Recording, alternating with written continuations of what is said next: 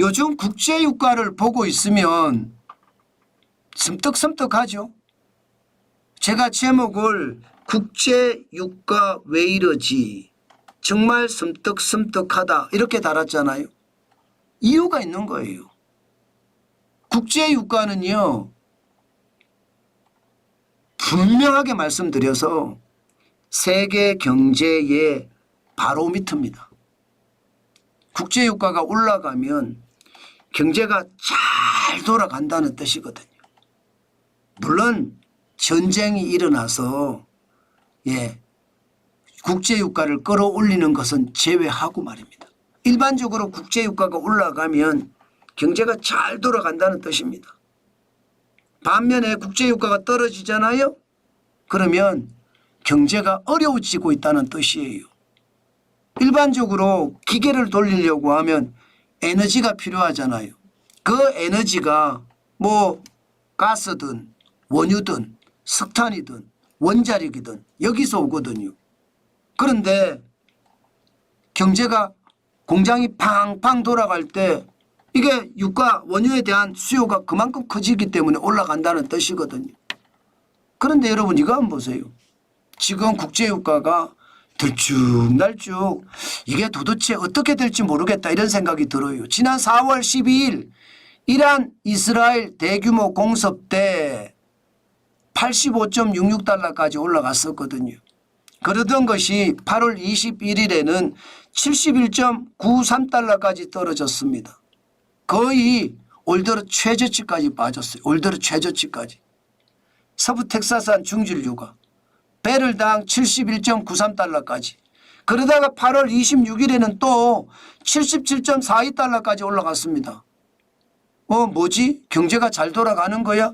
이렇게 생각하려고 하니까 며칠이 지나서 다시 73.55달러로 떨어졌어요. 야, 시장이 왜 이러지? 이런 생각이 드는 거예요. 그러면 지금 국제유가는 공장의 기계가 돌아가는 것, 공장의 기계가 많이 돌아가서 올라가고 공장의 기계가 덜 돌아가니까 떨어지고 이게 아니라는 뜻인가요? 충분히 그렇게 생각할 수 있습니다.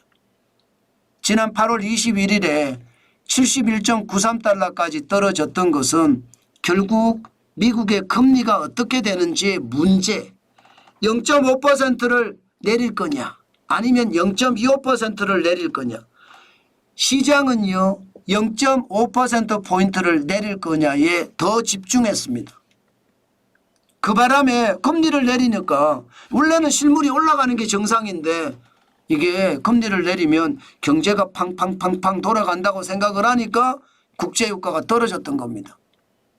게다가 중국의 경제가 또 불황을 겪고 있다는 그런 여러 가지 징후들이 나오니까 국제유가가 떨어졌던 거예요. 그러다가 8월 26일에는 77.42달러까지 올라갔잖아요. 이것은 반대 생각이 된 거예요. 반대 생각. 무슨 생각이냐? 아니야. 지금 경제가 돌아갈 수도 있지만 이게 예상 외로 시장에는 더 위협이 따를 수도 있어. 이게 전쟁이라는 게 금방 끝나는 것이 아니라 이란이 이스라엘을 다시 공격을 하고 우크라이나가 러시아를 계속 침투를 하면서 전쟁이 확전이 되면 이게 결국은 위협이 아니야. 이러면서 국제유가가 올라갔어요. 77.42달러까지. 그러다가 또 다시 떨어졌거든요. 73.55달러까지. 이번에는요.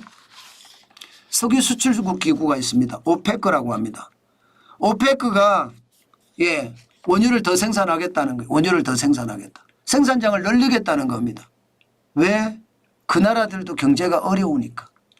그 나라들도 경제가 어려우니까 지금 생산량을 늘리겠다. 생산량을 늘리면 어떻게 되겠습니까? 세계 경제가 좋아지면 다행인데 세계 경제가 그렇게 좋아지는 상황은 아니잖아요. 그러니까 이게 말입니다. 73.55달러까지 또 떨어졌습니다. 그만큼 말입니다. 그만큼 늘린다고 하니까 또 떨어진 거예요. 그런데 앞으로도 이럴 거냐? 앞으로도 계속 이럴 겁니다. 지금 리비아 같은 경우가 내정 갈등이 굉장히 심각하거든요. 원유 생산을 중단한다 이렇게까지 발표를 하고 있는 걸 보니까 또다시 유가가 출렁출렁할 것 같습니다. 기본적으로 여러분 유가는요. WTI만 그런 게 아니거든요. 두바이유는 2.1% 연초보다 올라가고 말았어요. 예, WTI도 2% 올라가는 데 그쳤고요. 연초보다. 북해산 브렌트는 1.4% 올라가는 데 그쳤습니다.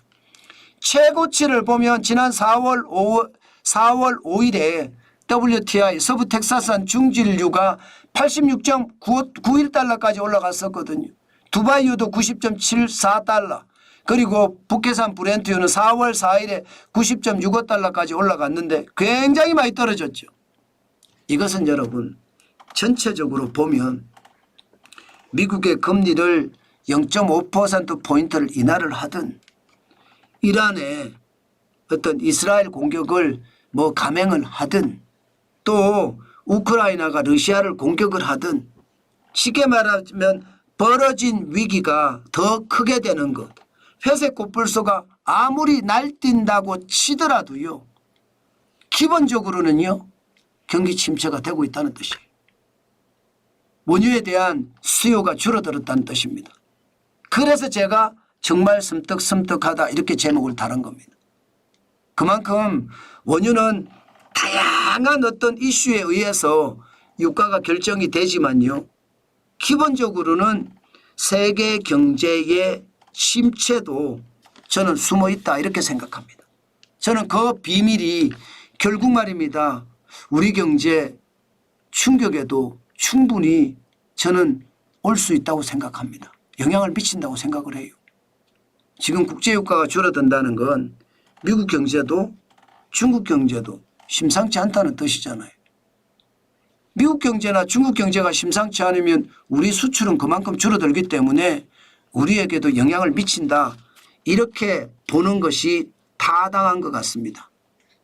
시장은요. 전체적으로 큰 흐름에서 보면 경제가 분명히 말입니다. 우하향합니다. 우하향. 전체적으로. 그것은 각종 지표에서도 그렇게 나타난다. 이렇게 생각하시면 저는 틀릴 것 같지는 않습니다.